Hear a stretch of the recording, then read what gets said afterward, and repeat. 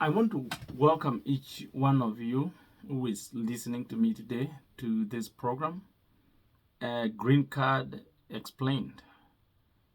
And one of the things I want you to know is that I love you, I care, and I have done this for over 20 years, helping people to understand the correct process of filling in green card. And I have also helped a lot of them to be already in the United States.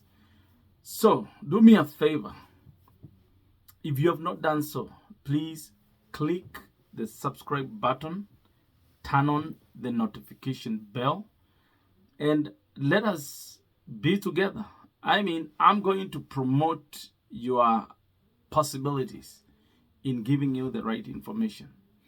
Promote this channel and let us be a part of this big thing that's coming by clicking subscribing and then also turning on the bell so that when such a video comes, or even music, because I'm a musician, you'll be able to get notified by YouTube, and that will be a blessing. Be a blessing to someone, and that is what life is all about. I want to dive into the major things that are questioned by a lot of people. So I'll be very random in this part of explanation about green card. The one major thing that everybody is struggling about is the photograph. And in my explanation, I have said that there are several good, esteemed studios in Kenya that can give you good photographs for green card. Remember, the confusion that goes on is people, when you tell them green card photos, they still an idea that they are called passport photographs. The green card photo, according to the green card instructions, is supposed to be in color and also in focus. Sometimes people will take a photo, and because they want to meet the pixels, like 600 and by 600, then the photo becomes out of focus or less pixelated. So you have to get a very good person who you know, or a studio that will just do that right away. And if you take care, if a studio takes care of the part of the photograph, then you'll be fine. You don't need to worry about that. The next is to go to the website, which is dvprogram.state.gov. If you get to a website and you realize that at the beginning there doesn't have HTTPS, the S means secure. If that is not there, then that website is not legit. Again, the website is dvprogram.state.gov. Then the other part is it has to end with the gov. That's a legit website. So, other questions that people every now and then ask. There are several things I can. Some people are asking, when can I be able to submit the entry? This year, like today when I'm making this video, we are in the year 2023. And this year's green card application started in October the 4th and will end in November the 7th. You have to make sure you check the timings, because East Standard Time says to be at noon when it ends, and when it started was noon. So if you are able to get your photograph ready, please go ahead and start the process. The questions people are asking: must I have a birth certificate? Must I have a passport? Now, passport itself, passport book, you don't have to have a birth certificate, and you do not have to have a passport on the day of the application. You just need to know the question that says the city of birth. Most of the birth certificates will give you a village name. That's what you will put in your in that link that form section number 9. I think it's number 9. Yes, that says city of birth. You're supposed to put what your birth certificate says. And if you do not have a birth certificate and you know that you were born in Machakos, it's still okay to do that. And also, you do not need a passport to apply. This year, no need for a passport. There is a time, I think 2 or 3 or 4 years, that passport was necessary. So people had to go and have a passport book from the government so that they can be able to apply, because a link in one of the sections was asking the passport number. But if you win, you will, yes, need a passport, because that time, the documents that you will fill in after that, they will require you to show the passport number and the expiration date. So you can put in your green card application, and then after that, you start the process of applying for your passport. Now, can I enter the DV program? Yes, you can enter the DV program. Actually, and this it's already going on right now. Other people say, I'm in the United States already. Can I still do that? Yes, you can do that if you are in the US. Can I only enter once during the registration period? Yes, you can only enter once.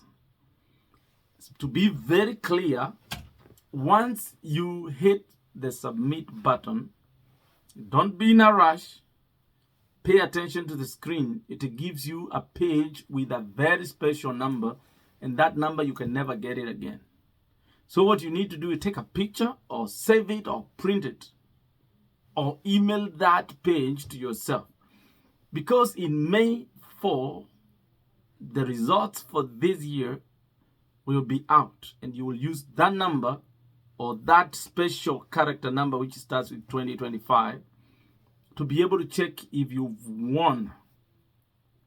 And as soon as you find that you have won the green card, that's when now the other instructions follow. It will just be there online. Nowadays, the embassy cannot call you. They will not email you. Application is free. If somebody tells you they're going to email, they are just conning you. Secondly, if somebody is filling in that information for you and tells you, I'm going to keep your number or those numbers I'm going to keep for you, it means that if by any chance they check and you have won, they will make money out of you. They will tell you, hey, can I get this money so I can release for you the information? You don't want to sell that information. It's free. So make sure that you do not get conned in the process. So other people were asking, how do I know I am selected? I just responded to that. You'll check in that link. After you submit it, you'll see the link that it will just give you that information. Just read the whole information, and that time that link will be active and you can be able to check, and that will be from May the 4th. Okay. You cannot be notified by mail again or by phone. If you lose your confirmation number, yes, currently you're supposed to definitely have your confirmation, but there is a tool now that is available for you in the website that will allow you to retrieve your confirmation number via the email address with which you registered by entering certain personal information to confirm your identity.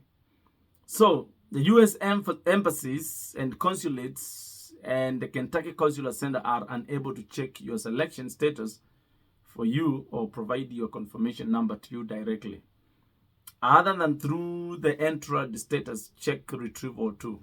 So the Department of State is not able to provide a list of those selected to continue the visa process.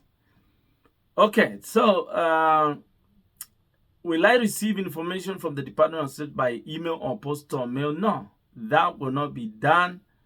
Okay. The warning that I have actually said several times is that you may receive emails from websites that try to trick you into sending money or providing personal information. You may be asked even to pay for forms and information about immigration procedures. So all of which, these things are available for free on the Department of State website, the travel.state.gov, or your money may be, or you may be, or through the U.S. Embassy. Okay, I want to say here, additionally, an organization or website may try to steal your money by charging fees for DV-related services. If you send money to one of those non-government organizations or websites, you will likely never see it again. So do not send personal information to these websites, as it may be used for identity fraud or theft.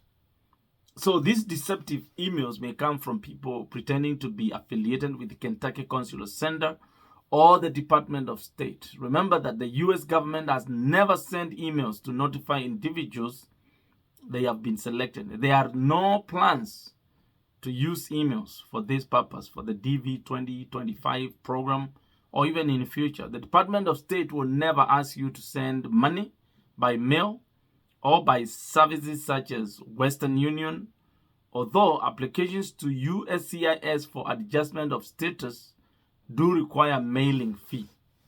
So, questions that deal with how many people will be selected, it will be 55,000 for the year. People should be aware of that. Okay. The cost, how much does it cost? We just mentioned it is free. Currently, when you win, and that's when you win and you go for a visa, the interview, when it is over, you'll be told to pay the money. And currently, a person is supposed to pay, if I'm not wrong on the figures, 51,150. That's the current, like this year's cost of and that's Kenya shillings. I'm talking of Kenya shillings. That means we are looking at about, give or take, about $400, if I am not wrong on that. So there is nothing that you're going to pay. Just make sure that your payments are not being done while you are doing the application. Another question is, when you pay that money, do you get refunded? First of all, don't worry about paying the money if you have not won the green card. Most of the time, and I know this because I've gone through the same process, I know for sure that they do not tell you to pay that money for the visa before they do the interview. So they are very sure that you've been given the green card visa. And then they tell you go and make a payment. In case anything happens after you have made that payment that may cause you not to go, yes, you'll not be refunded that money. Some of the things that causes ineligibility is issues to do with fraud, lying, bad photographs. Repeating a photograph that you used last year is a ground for disqualification. There are so many things that are just very small that can cause disqualification, but those are the major. This thing is simple. There is another section that people are having to struggle with, the city of birth. If you see your birth certificate saying where born, that section says city of birth, you're going to put exactly that, even if it's a village name. That's what you're going to do. The other thing that is disturbing, especially the folks from my state, my country of birth, is code. And I'm explaining, like, if you go online and you have a PO box, let's say it's a school that you are using, in a way that you can get mail, like PO Box 56 Karaba. So the city in the form for green card, the city will be that city that tells you, if it, like for me, it's Karaba. Some people are thinking it's the city will be Nairobi. No. By that form standard, use like that PO box that you have there, and the city will be that local city that you may not believe it is. And then the district or the county, you can use those numbers.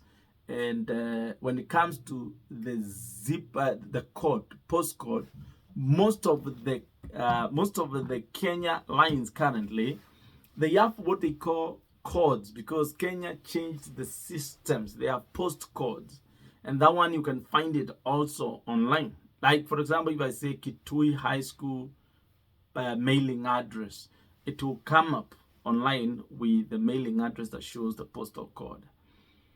Now, I think mainly I've covered the most basic things. Another question that was is, does it expire? I think I've touched that, but if I've not, yes, once you win, you have 1 calendar year to make sure that you have done the process and finished the process of the green card and possibly be in the United States.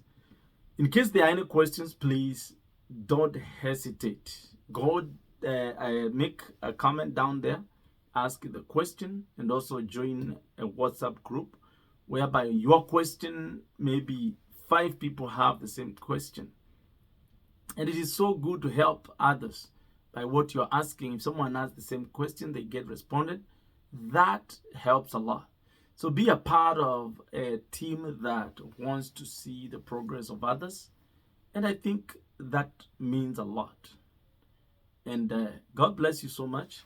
Again, subscribe.